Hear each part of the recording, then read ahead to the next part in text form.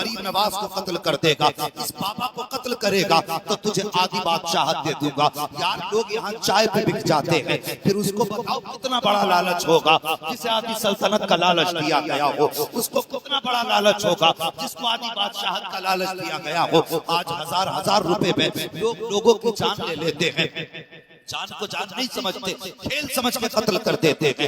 यार डर अल्लाह के अजाब से। फरमाया गया कयामत के दिन अगर बेसींग वाली बकरी को सींग वाली बकरी ने मारा होगा तो अल्लाह कयामत के दिन सींग वाली बकरी से बेसींग वाली बकरी को भी बदला दिलाएगा। अगर किसी इंसान ने किसी परिंदे की जान ले ली होगी, अगर एक चिड़िया को भी मारा होगा किसी ने, तो कयामत के दिन वो भी चीख के कहेगी या अल्लाह इसने मुझे जुल्म करके कत्ल किया था, आज मुझे बदला चाहिए। एक चिड़िया का वजूद कितना होता है, लेकिन फरमाया गया जब ये कयामत में अपना हक मांगेगी तो इसकी आवाज इतनी तेज होगी जैसे बिजली कड़का करती है, और जिसने कत्ल किया होगा इसकी आवाज उसके कानों के पर्दों को फाड़ देगी। जब चिड़िया इंसाफ मांगेगी तो रब का दरियाए जलाल जवाब पर होगा और फरमाएगा मुझे कसम है मेरी इज्जत की, आज हकदार को हक दिया जाएगा, हुक्म होगा पकड़ के लाओ। जिसने इसकी जान ली थी उस चिड़िया कातिल को बुलाया जाएगा। फरमाया गया अगर पहाड़ के बराबर भी नेकियां होंगी तो चिड़िया के सामने उस इंसान को खड़ा किया जाएगा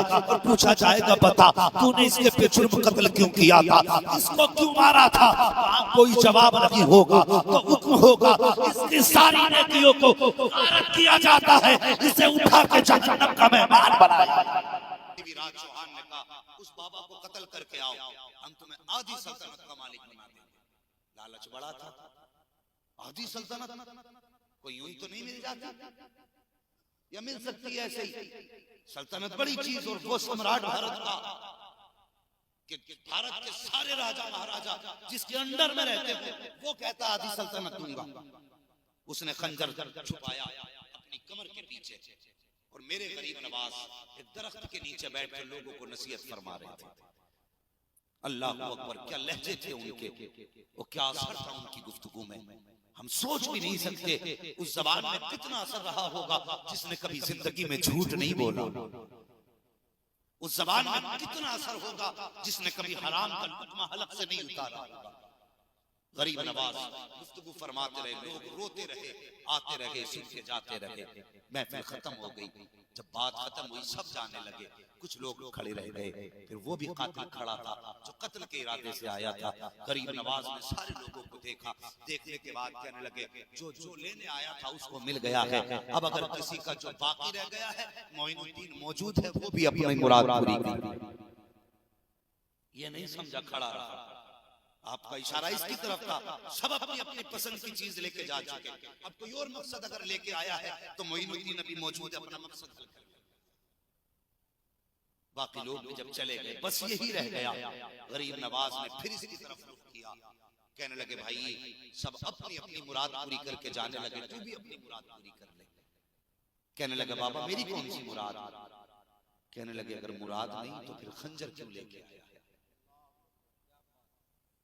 उसने कहा कि ये तो हम राजपूतों का उसूल है, हम चलते हैं तो खंजर लगा के चलते हैं कमर में। आपने फरमाया अगर ये राजपूतों का उसूल है तो बता महल में जो राजा ने कहा था अगर इस फकीर को कत्ल कर देगा तो आधी सल्तनत का मालिक बना दूंगा, क्या वो भी राजपूतों का उसूल है। जैसे इतना सुना ना बस फिर क्या था, कदम कांप गए, बस थरथरा गया। कहने लगा हुजूर माफ कर दीजिए, मैं जानता हूँ जब ये मेरी और राजा की बात हुई थी उस वक्त कोई तीसरा मौजूद ना था। मैं समझ गया कि जिसने दरख्त के नीचे बैठे बैठे जो मेरी कमर में छुपे खच्चर को भी जानता है, महल में राजा से क्या बात हुई है इस बात को भी जानता है। मैं समझ गया वो कोई आम शख्स नहीं होगा, बड़ी शान वाला होगा। अल्लाह अकबर। उसने कहा बस पाप होने वाला था, मुझे माफ कर दें। और माफी की सूरत ये है कि मैं आपको कत्ल करने के लिए आया था, अब मैं समझ गया मुझे जीने का अधिकार नहीं है। अपना खंजर निकाला, गरीब नवाज के कदमों पर रख के कहने लगा हुजूर मेरी सजा ये है कि मुझे इसी खंजर से कत्ल किया जाए। गरीब नवाज ने खंजर उठाया, मुस्कुरा के कहते नादान तूने हमें जाना नहीं है, हम भारत के अंदर किसी को कत्ल करने नहीं आए हैं, हम मारने नहीं आए, तो मुर्दों को जिंदगी देने के लिए आए हैं, जा हमने तुझे माफ कर दिया है। जैसे इतना कहा है, खंजर फेंका आने वाले ने कहने लगा बाबा देर न कीजिए, हाथ बढ़ाइए, कलमा पढ़ाइए, जिसका नवासा इतनी शान वाला है उस